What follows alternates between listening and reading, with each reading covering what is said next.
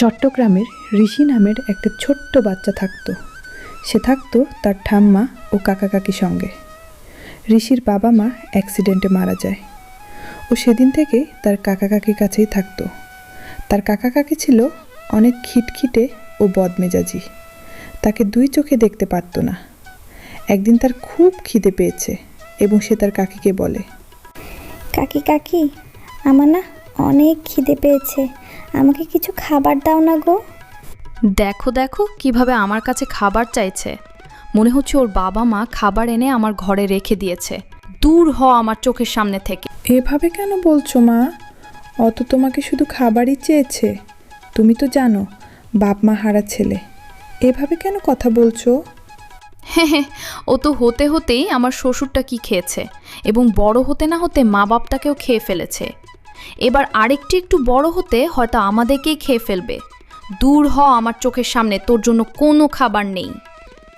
ঋষি কাঁদতে কাঁদতে সেখান থেকে চলে যায়। ঋষি ঠাম্মাকে রাঁধতে বলা হয়, কিন্তু তার রান্না ভালো হয়নি বলে তাকে এবং ঋষিকে সেই রাতে বাড়ি থেকে বের করে দেয়। তারা অন্ধকারের রাস্তা ধারে দাঁড়িয়ে থাকে। ঠাম্মা, আমাকে না অনেক ভয় লাগছে। এই রাস্তার ধারে অন্ধকারে দাঁড়িয়ে থাকতে আমি পারছি না। আমাকেও লাগছে। চল আর একটু যাই, দেখি কোথাও আশ্রয় পায় নাকি। ওই দেখ, ওটা মনে হয় পেয়ারা গাছ। চল ওই পেয়ারা গাছের নিচে আমরা একটু ঘুমাই। সকাল হলে কোথাও একটা কাজের খোঁজ নেব। তার সেই পেয়ারা গাছের নিচে ঘুমিয়ে পড়ে ভোর হতেই তাদেরকে একটা ডাক দেয়। এই যে সূর্য, মামা তো উঠে গেল মনে হয়। তোমরা কি উঠবে না? তোমরা কি এভাবে পড়ে পড়ে ঘুমাবে নাকি? কে কে ভাবে আমাদেরকে ডাকছে? কে? তুমি সামনে এসো, এভাবে আমাদেরকে ভয় দেখাচ্ছ। আরে আমি গো, আমি। তোমার উপরে দেখো, আমি হচ্ছি এই পেয়ারা বাগানের জাদুই পেয়ারা। আর এই সব পেয়ারাগুলো আমার তৈরি করা পেয়ারা। তোমাদের কি হয়েছে? তোমরা এখানে বসে আছো কেন? তখন ঋষি তার কাকা কাকির অত্যাচারের কথাগুলো সব বলল। এটা শুনে জাদুই পেয়ারা অনেক মন খারাপ করে এবং সে বলে, ওর এত বড় সাহস! দাঁড়াও, আমার জাদুতে আমি এক্ষুনি ওদের শাস্তি দিচ্ছি। না না বাবা, ওরা যখন নিজের মানুষকে চিনতে পারেনি তাদেরকে আর শাস্তি দিয়ে কি হবে?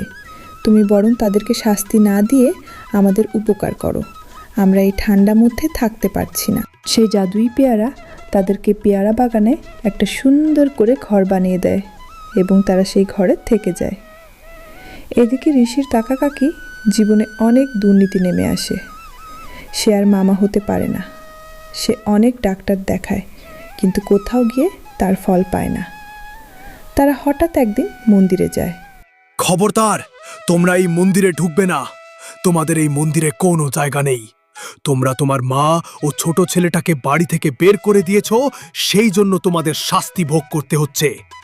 যতদিন তোমার মা ও তোমার ভাইয়ের ছেলেকে ঘরে না আনবে, ততদিন তোমাদের জীবনের সন্তানের মুখ দেখতে পাবে না।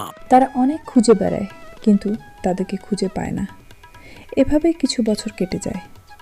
একদিন তাদেরকে খুঁজতে খুঁজতে হঠাৎ ঋষিকে দেখতে পায়। তারা দৌড়ে যায়, কিন্তু ঋষি তাদেরকে দেখে। আমাকে মেরো না, আমাকে মেরো না, আমি কখনোই যাব না তোমাদের বাড়ি।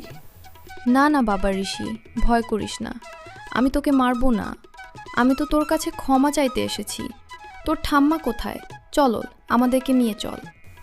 ঋষি অনেক খুশি হয় এবং সে তার ঠাম্মার কাছে নিয়ে যায়। তার ঠাম্মাকে দেখে তারা দুজন হাঁটু পেরে বসে পড়ে ও তার কাছে ক্ষমা চায় এবং তাদেরকে ক্ষমা করে দেয়। ও তারা সবাই মিলে একসঙ্গে খুশি থাকে। দেশের কাকারও একটা সুন্দর ফুটফুটে মেয়ে হয়। এই গল্পটা যদি তোমাদের ভালো লেগে থাকে তাহলে একটা লাইক করো এবং কমেন্টে জানাও কেমন লেগেছে।